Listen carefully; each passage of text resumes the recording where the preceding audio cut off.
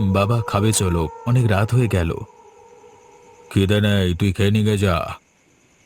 বাবা, কেন এমন করো? তুমি সব সময় আমার উপর এরকম মেজাজ দেখাও কেন বলো তো? আমি কি করেছি বলো তো?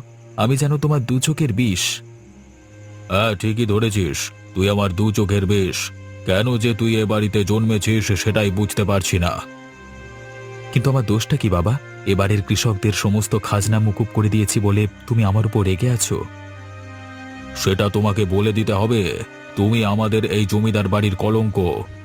গ্রামবাসীদের সাথে এত খাতির ভালো নয়। তুমি যে কাজ করছো ভুল করছো। বেশ, আমি না হয় ভুল করছি, তা বলে তুমি না খেয়ে থাকবে কেন?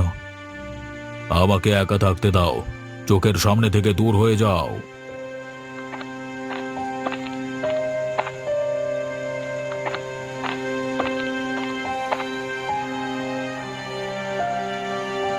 আমার ভাগ্যটাই খারাপ। একটু গরিব মানুষদের সাহায্য করব, তাতে আমার নিজের লোকই আমাকে বাধা দিচ্ছে। সত্যি আমি কি জন্য যে এই জায়গায় জন্মগ্রহণ করেছিলাম। বেঁচে থেকে আমার আর কোনো লাভ নেই। মাঝে মাঝে মনে হয় জীবনটাকে শেষ করে দিই, কিন্তু উপায় নেই। না, আমারও আর খিদে নেই। আমি বরং আমার পোষা বিড়ালটাকে একটু খাইয়ে দিই। কিন্তু গেল কোথায়?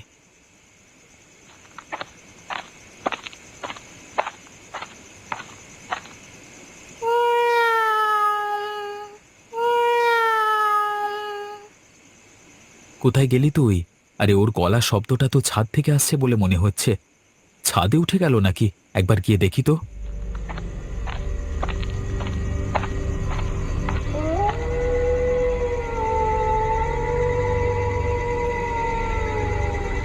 কে?